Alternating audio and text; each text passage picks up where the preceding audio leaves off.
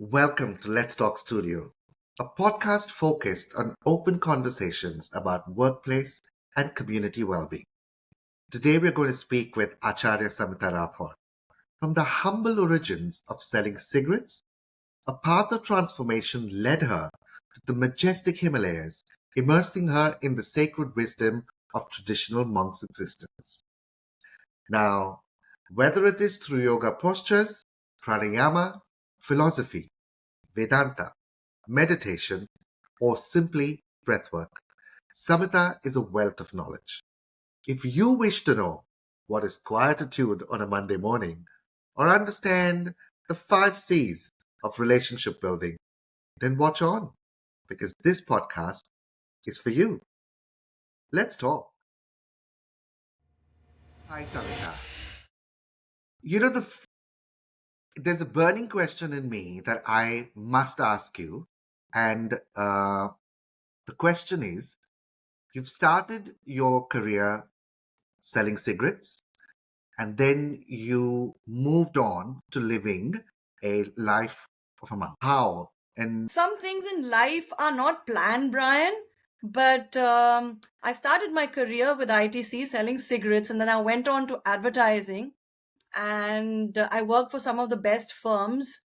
And, life took me on a space. I'm an artist also, so I was publishing for some very prominent newspapers at that time. And I got very interested in it. All boiled down to how I relate to myself and who am I. And I went into that space. And I came from a very hectic life of theater, event management, music industry. So I said, hey, what the hell, let me go into the other side because I need to see what's happening there. Until I don't go there, I'm not going to know. So yeah, so there I was, and I didn't plan it. It kind of, I met my teachers, and then it went on, and I got so interested in the learnings because they were all about me. And yeah, I yeah, just landed there, and I lived as a traditional renunciate, and I think I'm still living as a renunciate. These are things that we have in our mind. But the setting has changed, and this is something that I want to give back to everybody. All my experience in the corporate world, in my personal life, and share that. And I think that thought may have led me to this, probably. you know so mhm. yeah. The question is that we are on this quest, and which is what I was talking to you about, that we are on this quest for possible mind clarity. And do you think there is a simpler way to kind of explain what is mind clarity? Okay, I will try and keep it as simple as possible. Mind clarity is actually nothing but to have the objectivity to see things as they are, not as I want to see it, as you want to see it. See it very objectively without adding any imagination or memory or anything on it. Because, for example, if there is a glass piece lying there, your mind clarity will tell you, hey, don't step onto that glass piece. There's nothing else to it. So, mind clarity is a state of mind where you are in complete mastery and control of what you are perceiving in front of you. The reason why I brought up mind clarity, and this is for everybody who's listening and viewing this at the moment, is that the topic today we are talking about, and we're looking at your expertise to kind of give us more information on this, is emotional relief, mind clarity, and problem solving. Right? These are the three factors that we would like to talk to you about more. So the first one is emotional relief. I don't want to say what is emotional relief because I don't want to kind of trivialize it, because some people might say crying is an Mm-hmm, emotional mm-hmm. relief. Some people will say being creative is an emotional release. Um, is it though? Is there a process for emotional release? When you say emotional release, the first thing that comes to my mind is a sneeze. It's like you sneeze, when you're trying to release something subconsciously, and it's the Yeah. body's natural way of expelling it out, you see? So, emotional relief is something which can take many different avatars and many different forms, but it's something which your body is talking to you and telling you to release. You see? And Yeah. it can be in different formats. It can be crying, it can be laughing, it can be suppressing, it can be dancing, it can be singing, it can be going and getting drunk, it can be so many things, you know. And that's more personal because my next question was actually going to be what is the most effective? I don't know if drinking is the most No effective way, no. way of, but what, according to you, would be the most effective way of having an emotional relief? Is it relief or release? Relief, release, you know, I think it's Okay. more or less the It's same. potato, Yeah. potato. How you say it The the way you want to release say gives it. the Okay. relief. The release gives the relief, you know? I would think so. Yeah. Correct. So, what according to you, is the most effective form of relief that would lead to release? Look, I will say this, one size does not fit all. Okay? Sure. Because I totally work on that principle, and there are different things that work for different people. But in general, I just think that, you know, at that point in time when we are in a emotionally frustrated state, there's nothing much that you can do except let it pass, because you can't tell a person who's emotionally volatile to say, hey, just be calm. That's the worst thing you can do to a person, you know. Yeah, I've heard that before. And from a personal perspective, when someone tells me to stay Yeah. calm, if anything, it actually gets me even more aggravated. Totally. And you know why that Yeah, is, Brian? Because the body is so beautiful. Because when it's experiencing this kind of turmoil, you've got to let it do its work. You see, and you've got to leave yeah, the person alone. You've got to leave people alone. You've got to let them be, you know? And when they are in a state of passing that, you know, it's like a pang, it's like a pain that comes. You got to just let yeah. it go. And then, you know, it has its ripples and effects. Yeah. Sure, but there is a bit of a confusion here. Is that the person who's telling you to stay calm is obviously meaning well, but if you're going to say you have to leave the person alone, then that also, it's almost like, okay, do I leave the person alone or do I actually be with the person to stay Right. calm? um, you have to find that middle line Yeah. where you're not intruding, but you're also with the person and probably don't Yeah. say, calm down. Yeah. It's situation specific, Brian, because, you know, if a situation calls for a very, very volatile situation where the person is doing something where you need to have an intervention, that's another scenario. But, you know, if it's something where you know, okay, this too shall pass, this guy is going on a frenzy and he will calm down after some time. So I think it's very Yeah, important to have the mind clarity to assess the situation. So, yeah. yeah. Which is, and I'm glad we're speaking about this because I would like to bring it into a workplace um, Yeah. scenario. We when it comes to mind clarity, there is mind clarity where you said you need to you need to be in the right spot to kind of have that mind clarity, but you've got so much going on at work. Any tips, any ways that you can tell viewers and listeners, these are the top three things that you can do when you sit at your desk, and if you're really hazy, you have no idea what's going on, and you just want to take some time out, 5 minutes, just to kind of give yourself that thought. Anything that you can help? Right. The first thing that comes to me, Brian, is that when the mind is in a state of frenzy, or when the mind is rippling and there are like multiple thoughts and you're feeling stressed, the best and the simplest remedy is to have a glass of water. Okay. Have a glass of water, Really? and then after that, just close your eyes and just stay for about a minute with your eyes closed and just keep in silence. Because when we keep quietude and silence, the body naturally, the physiological effects of the body naturally ease. So, first thing I would say, please drink a glass of water, then just chill and please sit for about a minute in silence. And then once that is done, then you open your eyes and you look around you. Just look around you with as much mind clarity as you can. Just these three things, you know? I think you've actually given probably everybody something to do on a Monday morning. Yeah. You know, like Monday morning Yeah. motivation. What do you do on a Monday morning when you reach work? Is one, have a glass of water. Two, close your eyes in silence for 1 minute. And three is look around and assess. Would I be? Is that right to summarize that? Well, you can summarize that, but it's making me laugh because I'm getting my quirky sense of humor. It's like just visualize going into the office and Monday morning, everybody's like sitting quietly and looking around.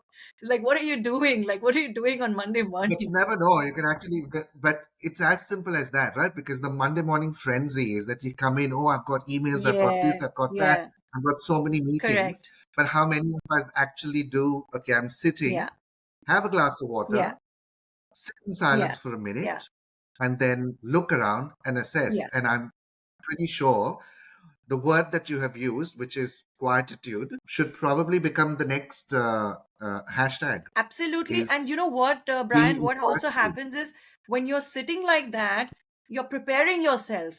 You're setting a tone to your day because Yeah, you see, everything needs preparation in life. Everything. So even if you're yeah. going to work and you're like, okay, I'm gonna go to work and this is what I need to do, and I just do it mechanically, as opposed to saying, hey, wait a second, I'm just gonna take this little time off, just feel the vibes around the workplace, and be sincere with myself, and just takes 2 minutes, a few seconds to drink water, silence, and then just look you know No, I think it's a good strategy. I'll probably do it myself. I've my strategy so far on a Monday morning, and I kid you not, you will laugh at this, is usually a war cry. And I probably need to change that because I should not do a war cry because when I'm in that mindset of a war right. cry, I am literally saying that okay, I'm going to probably smash everything that's coming in front of me. This could mean people or my work, but maybe I need to change that. How much of this is played out with the support of your peers and community? I mean, a lot of people will say, yeah, I can be as clear and calm as possible, but people around me are not. Right. How much of this one needs support of the of people around you? Do you need it? Do you not need it? You've asked a very good question because it opens a lot of thought processes, because we need it. Definitely, we definitely need support, and we definitely also need to build resilience ourselves.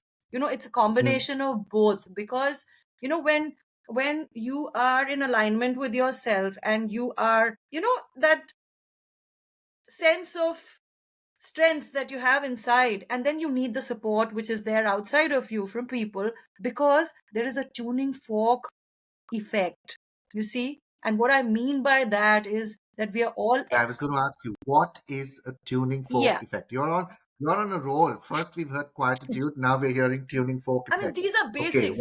Sorry, you're getting me really excited because these are basics, and we humans are so far away from it. And if we only understand this, we are nothing but light and energy, right? And so the mm, way we vibe and the way we are is going to impact everything around us. So in a workplace scenario, if I'm vibrating on a certain frequency, then the resonance of that goes on to the other tuning forks. And even if you take this away, the other guys are still vibrating. You see? So mm. we are energetic beings. And so the way we are and the energy that we give out, especially on a leadership role that we are playing, the way we vibrate definitely impacts the scenario and the energetic vibrations of a workplace. We don't even realize that, you know? On that, I probably would it be great to understand, is there some kind of a self practice that we can do to help with the right vibrations of, let's just say that we look at ourselves as a tuning fork. Right. Is there some kind of a self-help practice that we can do on a daily basis or maybe weekly basis? Definitely, we can definitely do a lot of things, and this is where your journey begins with. And I'm sure we are going to hold a lot of seminars and workshops to give this to people, because Sure. that's the whole idea, to align people, to make them understand that working in a workspace is not about just working in a workspace. You're spending 7, 8, 9 hours there of your life. So, it's a great space for you to expand and grow. So, coming back to your question, I think self reflection to begin with on how I impact my own thought processes in terms of my own relationship with myself, right? I mean, it all boils down to eventually my relationship with myself. Hmm. Because the relationship that I cultivate with myself is what I'm going to give outside of me. I mean, I can ornamentally cover it and I can veil it, but the vibrations don't go away, you know? True. We on the whole thing of relationships. Is it important for us to be, let's say, how important is it for us to be vulnerable? Because does vulnerability improve self-reflection, or does vulnerability kind of take us into a space where we have our guards on? Mm. Good question, Brian. Everything has two sides, two sides to a coin.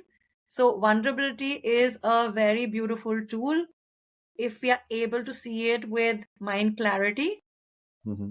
and then we can reposition, remodify, realign, rearrange it into an opportunity Mm. and embrace the vulnerability, you know? And everything is the way you actually look at it and the intention behind it. So to cultivate that thought process first, that yeah, I can be vulnerable, I can feel sad, I can feel terrible, but then I have this thing backing me and saying, wait a second now, there's something that's going to come out of this. But isn't vulnerability usually takes you to a dark space, which is fear? I think everything is a stepping stone and it all depends on your mindset, because vulnerability can take you into darkness. Only if you go into darkness can you come out in the light, you see. Hmm. And I want to just share this, that you know uh, we can only sort problems out if we know what the problem is, True, of course. you Of see. course. So all problems are vulnerability, all Of obstructions course. are vulnerability, so Yeah. yeah. Yeah, well, then it brings me to my next point is how do you make that mind shift? You see, because everybody feels vulnerable every day for something or the other. But either you continue to go down the rabbit hole or you make that mind shift, right? Right. How do you make that mind shift? Well, what I can say is, I think first you can have intention, set an intention saying that, I am going to live this life with my full potential and I need to embrace every aspect of me. So, if this shift I'm talking about, everything doesn't happen overnight, everything requires work, everything Correct. requires hard work. With the hard work comes the self assessment, and even the process of self assessment can happen in three ways: by your own Yeah. experience. I just want to add that, Yeah. by your own experience, by the guidance of someone else, and eventually by the way you breathe. You just said hard work. Now, here's the problem with people, and I'm going to be a devil's advocate. I am somebody who's going to work. I'm already doing hard work. And now, for me to get mind clarity, I have to do even more harder work, right? Or hard work. That's double whammy. Is there, in today's day and age, of course, everybody is looking for fast. Let's make this as quick as possible. Let's make this as easy as possible. Is there an easy way? Or there is no easy way? This is how it is. I think life is black and white, you know, and I think there are hues of colors. So we can't say is it easy or not easy. At the end of the day, if you again set an intention saying, okay, I'm going to work and I am going to do my entire concentration on the work. And for my mind clarity, I am going to take time aside and invest time to work with it so that I don't spill over both while I'm working. Because, when you're working, you be focused. You're going there to do a job, you work there, but be aware, work with awareness, saying, yes, you need to tackle these things. So you Mhm. set time aside, because also what happens is when, we have things spilling over from our tiles. I say my tiles, my work tile, my home tile, my peer tile, different tiles. you need to keep things in the slot, you know. It's like you're Sure. storing stuff in the kitchen. You need to keep things in the right place. If you put everything all together here and there, then it becomes very overwhelming. So that's what mind clarity also does.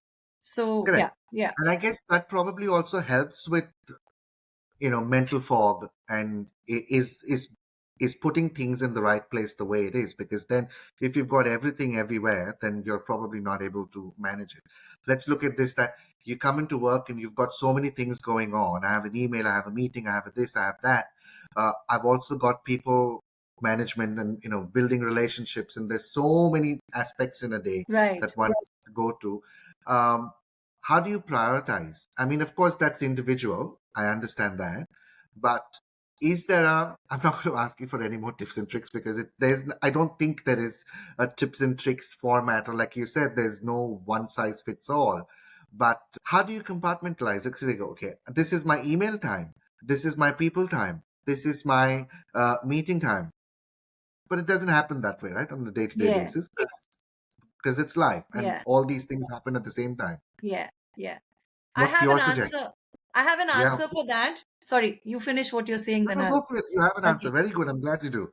Because my answer comes out instantly and then I forget. So what's coming to me in my mind, I'm a very visual person. So I'm visualizing that, you see, every day is different. So in the beginning of the day, for example, I'll give an example of a tray. Okay. Say you have a tray, you have a tray here, right? Yeah. This is Brian's tray. And this tray can hold about, say, 3 objects or 4 objects, right? And right now there are about 20, so it's going to topple and it's going to Yeah. fall. So I Yeah. take a step back and I say, hey, wait a second. Today is Monday. What do I need on my tray? I need 1, 2, 3, 4. Okay, maybe I can squeeze in 5. Okay, let me take the other guys and shove it inside and put it inside and put it inside in the cupboard, and I will keep it, but I will pick it out when I am done with these. Or, Hmm. moment to moment, then I pick out and I say, okay, wait a second, this two can stop. I need to get this. But in principle, when we overload ourselves, it looks very overwhelming. I've got to do this, I've got to do this, I've got to do this, I've got to do this presentation. So when you know realistically, look, I'm mental map, I'm going to do just this today.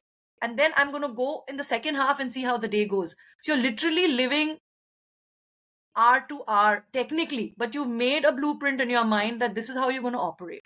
And that gives a lot of relief. I think it's a good one. In the last podcast, I was told that, emotions are like a train, and you're on a platform. If you step into the train, you ride the emotion, but you can always get off the train. This one is great where you're saying your daily job is, or priorities are like things on a tray, and you can decide how many things you want on your Yeah, tray. Uh, absolutely. and you should be able to understand, do you want 4, 5, or 10? And if you can Correct. manage 10, great. Yeah, But ideally, you stick to what you think you can manage. That's very good.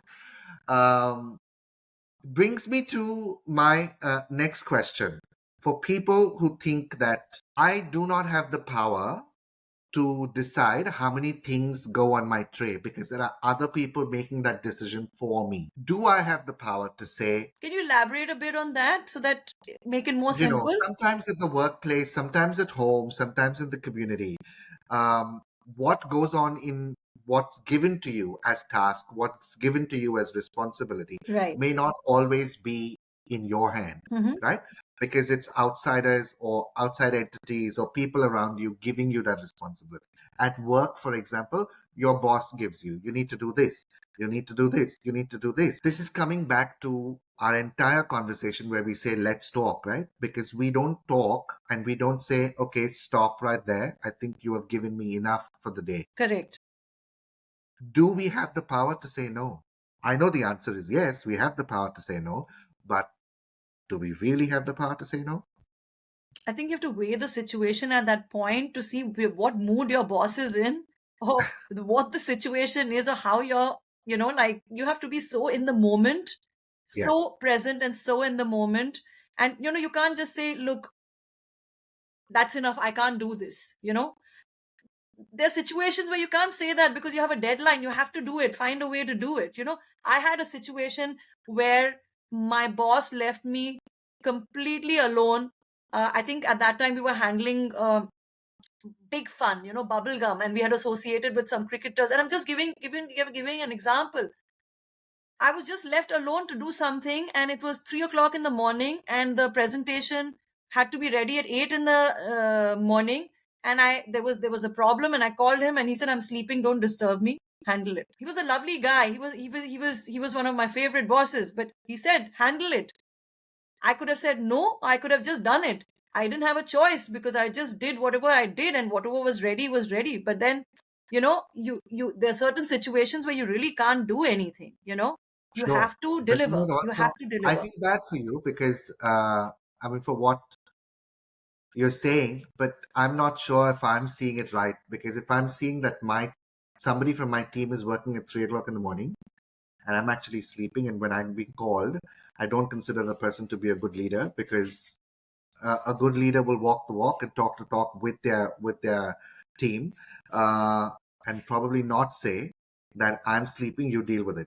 But Yeah. anyway, Yeah, but I'm going to add something. He was a great boss. He was one of my favorite bosses. So he always pushed my limits to make me work, but he was always there for me, you know? So for okay, this one particularly, he said, handle it. You can do it. Just handle it. Like, I've been with you now. Just do it. Finish it. What am I going to do? You know? So it's like, come on.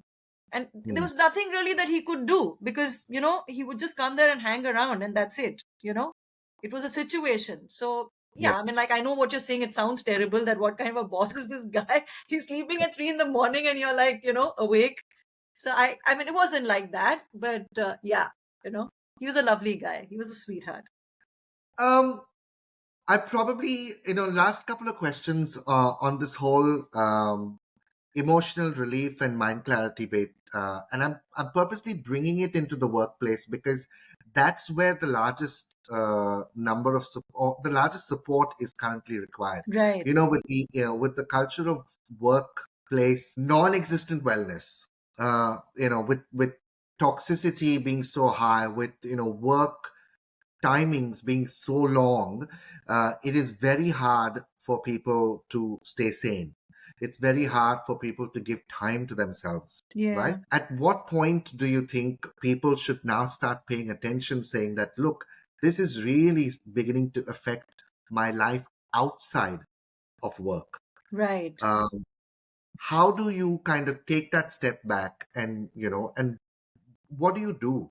Who do you speak to? Who do you talk to? Do you talk to your colleagues? Do you talk to your bosses? Do you talk to people at home? Um, does this mean that you're showing yourself that, or to people around you, that I'm not good enough? Mm. Um, is it? What would you do? What would you say to people who are, going through that day in and day out, Right. and just saying, I can't do this? Right. Don't you think this is a lot to do also with the vision of the company and the modus operandi of the company on how they take care of their workers and their people?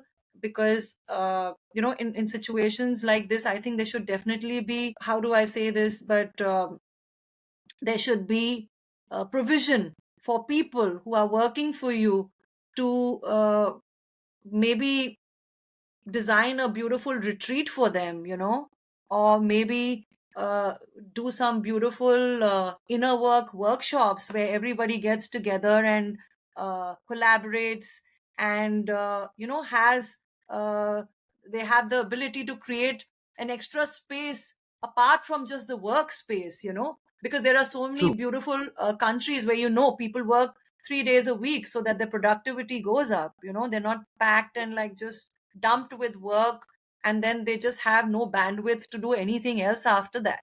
you know that True. that's I that's a mean, healthy work culture. we can possibly say that most of the modus operandi of a business is bottom line, because that's the ultimatum, right? It's about profits, Right. unless you're a Right. not for profit. But the point is that, um, can you probably share some ways that can help mentors help their teammates? Is there some kind of a, uh, yes, no one size fits all, but is there something that you can share? for leaders, saying that this is what you can do with your teams without compromising on the bottom line, something that they can do on an Right. everyday basis. Right. So I have this thing that came to me, and five C's, you know, I call it the five C's. So one is communicate. Okay. Hmm. Once you communicate, there is comprehension. Okay. When you have comprehension, then you get a kind of connect. When you connect, you get some kind of clarity. Okay. You get some kind of clarity. And when you get some kind of clarity, you develop compassion. So these are the five C's, and they can be, they can go in different orders also. Because when you communicate, because we are so good at communicating, we are so good, we're good orators and we speak so well, but the comprehension is not in the same proportion. So if we communicate and we comprehend, you know then automatically we develop a kind of connect. Because if Mm, there is communication and there is no comprehension, it's a total imbalance. So if you have this balance of connection and comprehension, you sure. see that And that itself. Yeah.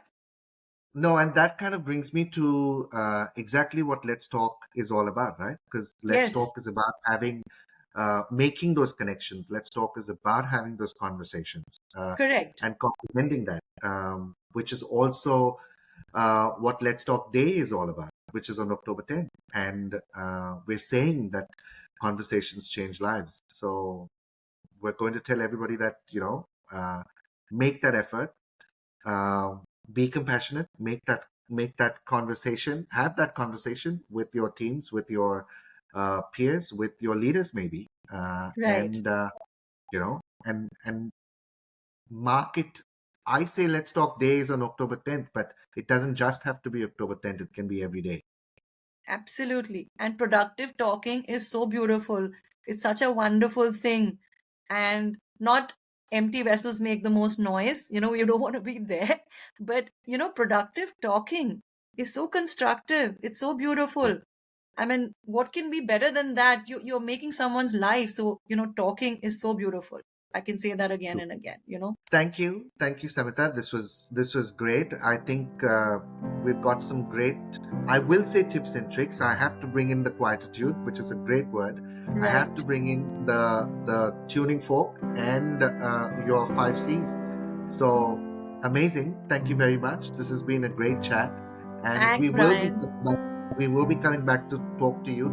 I would definitely want to talk to you about diet, because you're also a diet specialist. You're a vegan, and something like, there's so many questions that I want to talk to you about, but for another podcast. Uh, I'd love to do that. And, it's been nearly over 15 years. And so I would love to share my experiences. And yeah, definitely. That's a good one. I look forward to that one for sure. Yeah. all right. Thank you. Great talking Thank to you, you. Thank Samita. you. Bye, Brian. Bye. See Take you. care.